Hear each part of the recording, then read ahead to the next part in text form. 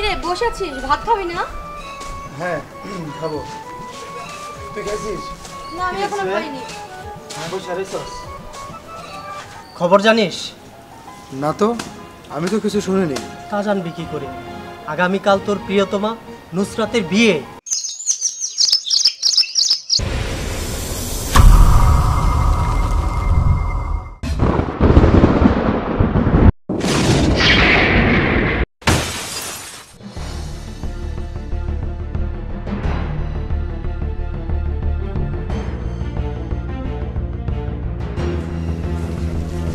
কি ব্যাপার, তোমাকে এতগুলা কল দিচ্ছি, তুমি ফোনটা রিসিভ করতেছো না, আর এখানে এসে মন খারাপ করে বসে আছো?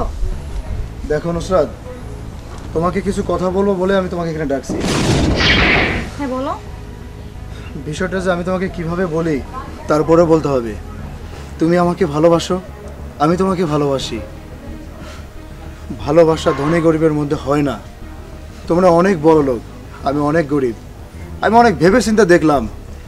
নুসরাত, নুসরাত, আমি তোমার কাছে হাত জোর করে অনুরোধ করব, প্লিজ তুমি আমাকে ভুলে যাও। তোমার বাবা মা কোনোদিনও আমাকে মেনে নেবে না, আর তোমার বাড়ির জামাই হওয়ার যোগ্যতা আমার নেই। বাবা মা গরিব, সেই ক্ষেত্রে আমিও গরিব। আমার কোনো চাকরি নেই, বাকি নেই, কোনো ইনকাম নেই। এই ভালোবাসা একটা আবেগ। আবেগ দিয়ে কখনো মানুষের জীবন চলে না। প্লিজ, আমি আবারও বলছি, তুমি আমাকে ভুলে যাও। তোমার বাবা মা দেখে শুনে তোমাকে ভালো জায়গায় বিয়ে দিতে পারবে। তুমি অনেক ভালো ঘরে বউ হতে পারবা। এনাফ ইজ এনাফ, অনেক কিছু বলে ফেলেছো তুমি।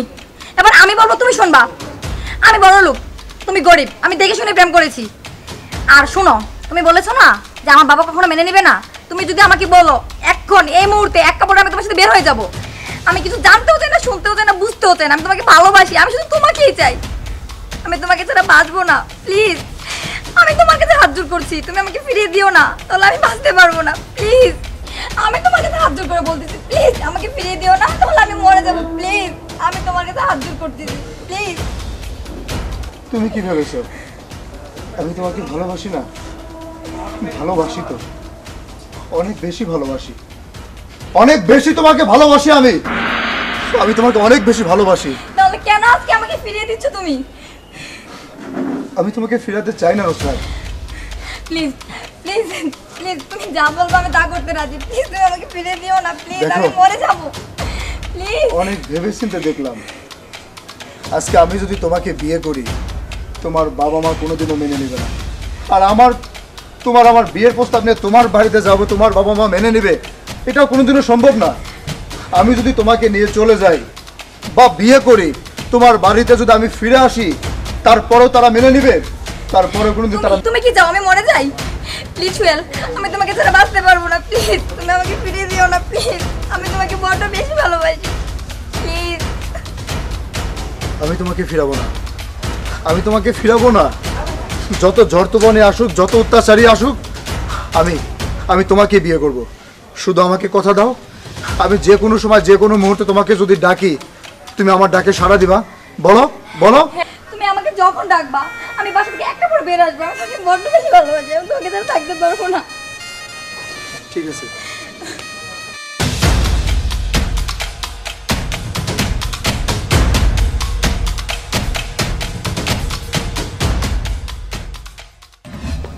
এই শুনছো? ওই তুমি, এই নুসরাতের মা, কি ডাকতেছো কেন? শোনো, খুশির সংবাদ আছে। খুশির সংবাদ? আমারে বলো না। বলতেছি এই কারণে একটু তোমারে জোরে জোরে বলাইলাম। শোনো, আমার ভাগ্নে আছে না রনি, ও আইতে আছে বাইতে। ও আসতেছে? হ্যাঁ, এই বেশি সময় লাগবে না, আর 1-1.5 ঘন্টা সময় লাগবে আর কি। আচ্ছা। কিন্তু আমি ভাবছি আমার নুসরাত রে ওর সাথে বিয়ে দিব। তুমি আমার মনের কথাটাই কইছো। আমিও মনে মনে ভাবতেছিলাম আমার বড় মেয়ে নুসরাতের সাথে যদি ছেলেটার বিয়ে হইতো, ওরা দুজন অনেক সুখে থাকতো। ছোটবেলা থেকে তো দেখতেছি ছেলেটা অনেক ভদ্র, অনেক ভালো। তাছাড়া বাপ নাই, অসহায়। আমরাই তো ওদের গার্জিয়ান। আমার মেয়েটারে যদি ওর কাছে বিয়ে দেয়, তাহলে ওরা অনেক সুখে থাকবে। আর আমরা তো এমনি ওরা দেখাশোনা করাই লাগে। তখন মেয়ে জামাই হইলো, ভাগনা হইলো, আমি আর তুমি দুইজনে মিলে ওদের সংসারটা অনেক সুন্দর করে সাজায় দিল। ওরা জানে সুখে শান্তিতে থাকতে পারে। তুমি আমার মনের কথাটা পেয়ে আমার একেবারে খুশিতে মনটা ভইরা দিছো। হ্যাঁ আমিও চাই তোমার মত আর আমার মত একই হইছে। তাছাড়া ও আগে আসুক, 2-4 দিন থাকুক, দেখো চলাফেরা। আর আমার মনে হয় অগ দুজনে একটু পছন্দও আছে। কোন বিষয়টা হলো আমি তো মামা, সরাসরি তার আমি কিছু বলতারি না। তুমি মামি, তুমি একটু ভালো মন্দটা একটু বুঝাই বলবো। ঠিক আছে ঠিক আছে, ওদের বিয়ের ব্যাপারটা আমি ওরে বুঝাই দেব। এটা আমি জানি যে তুমি পারো। চলো চল। তার হবে না, আপনার মেয়ে ওই ছোট লোক সোহেলের সাথে রিলেশন করে, আমি নিচ্ছকে দেখে আসছি, একজন আরেকজনের বুকে। অসম্ভব, আমার মেয়ে ওই ছোট লোক সোহেলের সাথে প্রেম করতে পারে না। তুই মিথ্যা বলছিস। আমি মিথ্যা বলিনি, আমি নিচ্ছকে দেখে আসছি। আমার কথা যদি বিশ্বাস না হয়, আপনার মেয়ে আসলে আপনার মেয়েকে জিজ্ঞাসা করবেন। ঠিক আছে, আমার মেয়ে আসুক, আমি আমার মেয়েকে জিজ্ঞাসা করবো।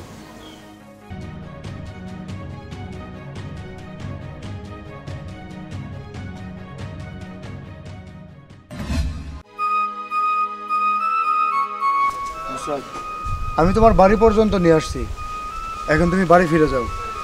আরেকটা কথা, আমি তোমাকে নিয়ে যে কোনো মুহূর্তে যে কোনো সময় চলে যেতে পারি। তুমি রাজি? হ্যাঁ আমি রাজি, তুমি আমাকে যখন ডাকবে আমি তখনই চলে আসবো। এমন একটা জায়গা আমি তোমাকে নিয়ে যাব যেখানে তোমাকে আমাকে চেনার মতো আর কেউ থাকবে না, কেউ থাকবে না। ঠিক আছে। যাও।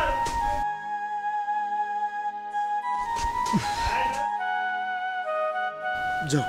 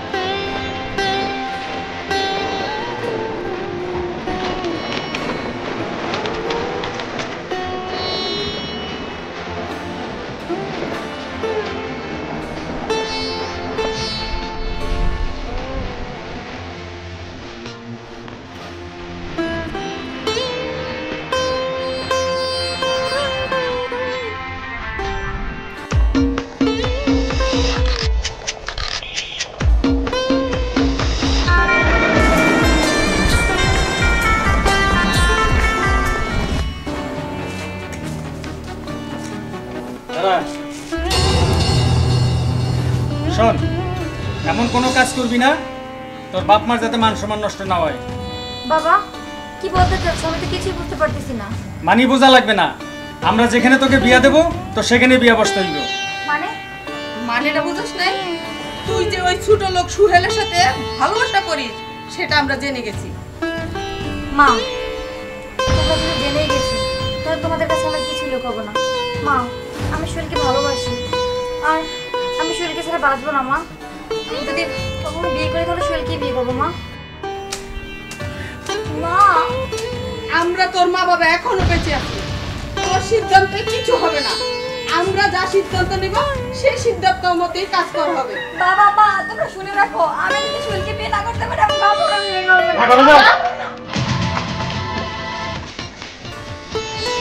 আরে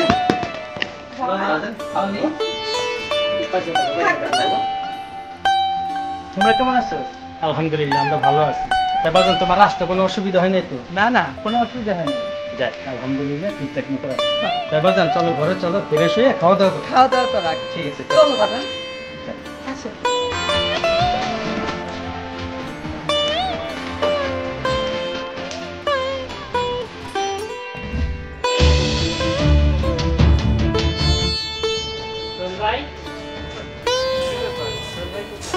সোহেল ভাই তো বাসাতে নেই, অনেকক্ষণ আগে বের হয়ে গেছে। কেন, কিছু বলবি? আচ্ছা ঠিক আছে, সোহেল ভাই বাসায় আসলে ঘটকের সঙ্গে দেখা করতে বলিস। তোর বিয়ের বিষয়ে ঘটক দেখা করতে বলছে। সোহেল ভাই বাসা আসুক, আমি বলবানি, তুই এখন যা।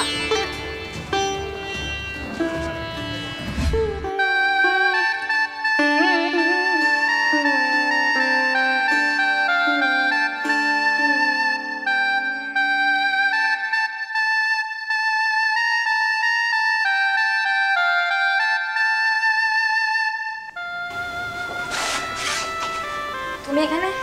হ্যাঁ, আমি এখানে। আচ্ছা, তোমার কি মন খারাপ? না না, তা না, আমার একটু এমনিতে প্রবলেম আছে। কি প্রবলেম? আসলে দেখো, আমি সোহেলকে ভালোবাসি, কিন্তু আমার বাবা মা সেটা কখনো মেনে নেবে না। তুমি আমি ওকে ছাড়া বাঁচবো না। আমি কি করবো বলো? আচ্ছা, আমি তাহলে দেখি মামা মামির সাথে তোমার বিষয় নিয়ে কথা বলি। আচ্ছা ঠিক আছে। তুমি এ নিয়ে কোনো চিন্তা করো না। রনি, তোমার কোনো কথা বলতে হবে না, বুঝছো? আমি সবাই শুনছি। আগামী শুক্রবার নুসরাত আর তোমার বিয়ে দিব। বাবা, তুমি চুপ থাকো। আর আমার সিদ্ধান্ত সিদ্ধান্ত। কিন্তু মামা, আমার যে কিছু কথা ছিল। কোনো কথা নাই, আমি কোনো কথা শুনবো না। আমি যেটা বলছি সেটাই হবে। তুমি বিয়ের জন্য রেডি হও। আমি তো সোহেলকে ভালোবাসি। তুমি চুপ থাকো। আমি তোমাকে বিয়ে করতে পারবো না। মামা, নুসরাত তো সোহেলকে ভালোবাসে, ও তো আমাকে ভালোবাসে না। দেখেন মামা, ওকে যদি আমার সাথে বিয়ে দেন তাহলে আমরা দুজনই কেউই সুখ হতে পারবো না। ওরসে ওকে সোহেলের সাথে বিয়ে দিয়ে দেন। না, আমি তো ভাবছি আমি তোমার সাথে বিয়েটা দেব। কিন্তু মামা, এটা কি ঠিক হবে বলেন? শোনো, সব ঠিক হয়ে যাবে।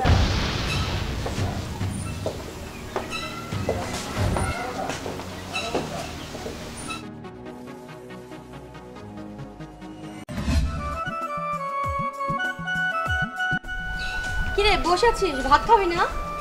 হ্যাঁ, খাবো। তুই খাইছিস? না, আমি এখনো খাইনি।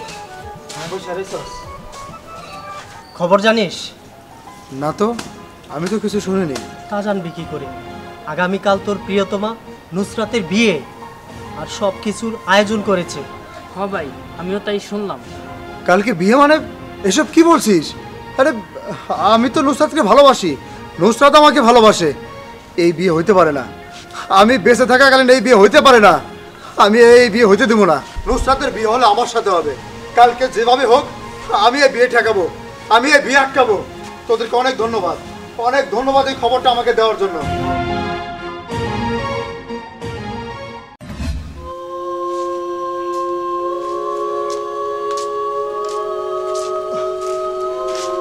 দাঁড়াও। নুসরাত, নুসরাত তোমার বিয়ে হয়ে যাচ্ছে না আমি কিছুই জানি না। এই বিয়ে তো ওর সাথে হওয়ার কথা ছিল না। এই বিয়ে হওয়ার কথা ছিল আমার সাথে। আমার সাথে হওয়ার কথা ছিল নুসরাত। আমি গরিব, এই জন্য আমার সাথে হয়নি। এই জন্য তুমি আমার সাথে এত বড় প্রতারণা করলা। আমি আমি তোমাকে মন প্রাণ দিয়ে ভালোবাসি, তুমি আমাকে মন প্রাণ দিয়ে ভালোবাসো। কারণ কারণ আমি আমি আর কি বলবো? তুমি তার প্রমাণটা দেখিয়ে দিলে যে গরিব বলে আমার সাথে তোমার বিয়ে হবে না। ও তো অনেক বড় লোক, বড় লোকের ছেলে বলে না। আমি তোমাকে এত ভালোবাসি, একটা বারের জন্য তুমি আমাকে জানাওনি? আঙ্কেল, আঙ্কেল, এখনো সময় আছে। ওর সাথে ওর এখনো বিয়ে হয়নি। আমরা দুজন দুজনকে ভালোবাসি। ওরে জিজ্ঞেস করেন এই বিয়ে তো ওর মত আছে কিনা, ও রাজি আছে কিনা, ও সুখী হতে পারবে কিনা। ও আমাকে ভালোবেসে বিয়ে করলে অনেক সুখে থাকতে পারবে, অনেক। আমি আপনার কাছে হাত জোর করে বলছি, প্লিজ আঙ্কেল, প্লিজ একটা বার বোঝার চেষ্টা করুন। চুপ কর হারামজাদা। তোর কত বড় সাহস তুই আমার বাড়িতে এসে আমার সামনে দাঁড়াই আমার মেয়ের বিয়ের বাধা দেস? হ্যাঁ, এই মুহূর্তে বের হয়ে যা আমার বাড়ি থেকে। যা, এখন বেরিয়ে যা। এত বড় সাহস আমার মেয়ের বিয়ের মজলিস শেষে তুই উল্টা পাল্টা কথা কইতেছস? যা, তা নইলে থানা থেকে পুলিশ আইনা তোরে ধরায় দিমু। যা কইতেছি। ভালোবাসা এমন একটা জিনিস, এই ভালোবাসা যারা হারায় তারাই বোঝে এর যন্ত্রণা কতটা ভয়ানক, কতটা কষ্টকর। বিরহের যন্ত্রণার চাইতে মৃত্যুর যন্ত্রণা সবচাইতে ভয়ঙ্কর, সবচাইতে কঠিন। যারা ভুক্তভোগী তারাই বোঝে। ভাইজান, ভাই, অন্তত আপনি তো বুঝবেন, আপনি একটা শিক্ষিত ছেলে, আপনি ভালোবাসা বুঝবেন, ভালোবাসাটা কি। আমি ওরে ভালোবাসি, ও আমাকে ভালোবাসে। আজকে বউ হয়ে ও আপনার ঘরে যাবে, কিন্তু ও আপনাকে কতটা সুখে শান্তিতে রাখতে পারবে, আপনি ওকে কতটা সুখ দিতে পারবেন। ও যখন আমার কথা আপনার কাছে বারবার বলবে তখন কি আপনি মেনে নিতে পারবেন, সহ্য করতে পারবেন? পারবেন না। কারণ কারণ স্বামীরা চায় না তার স্ত্রী অন্য পুরুষের কথা আমার কাছে বলুক, অন্যের পুরুষের গল্প আমার কাছে করুক। এটা আপনি সহ্য করতে পারবেন না। আমি আপনার কাছে হাত জোর করে বলছি, আমি ওকে ভালোবাসি, ও আমাকে ভালোবাসে। ওর চোখের অশ্রুটা দেখুন, ওর অশ্রু বলে দিচ্ছে ও আমাকে ভালোবাসে, ওর চোখ বলে দিচ্ছে ও আমাকে ভালোবাসে। আমি আমি আপনাকে তো শেষবারের মতো অনুরোধ করতেছি ভাইজান, প্লিজ একটা বার বোঝার চেষ্টা করুন। আমার আমার ভালোবাসাকে আমার হাতে তুলে দিন, আমার হাতে তুলে দিন। ভাই ভাই আমি আপনার কাছে হাত জোর করে অনুরোধ করতেছি, আমার ভালোবাসার মানুষকে আমার হাতে তুলে দিন। ওই হারামজাদা, ভালোবাসা মানুষকে বেরা। মামা দাঁড়ান, ভাই তুমি দাঁড়াও, তুমি এদিকে আসো। মামা আপনারা যেটা করছেন সেটা ভুল, কারণ আপনি 3টা জীবন নষ্ট করতে যাচ্ছেন। ওরা দুজন দুজনকে খুবই ভালোবাসে, কারণ আমি যদি ওকে বিয়ে করি আমরা কোনোদিনই সুখী হতে পারবো না। তাই আমি চাই ওরা দুজন দুজনকে বিয়ে করে নিই। ভাই ওকে আমি তোমার হাতে তুলে দিলাম। কি করলা? এটাই ঠিক করছি। ধন্যবাদ ভাই, আমি এই ঋণ আমি আপনার এই ঋণ কোনোদিনও শোধ করতে পারবো না। আমি সারা জীবন তোমার কাছে কৃতজ্ঞ থাকবো। Thank you, thank you. আমি তোমাকে এখন এই মুহূর্তে কাজ অফিসে গিয়ে বিয়ে করবো। চলো। চলো আমার সাথে।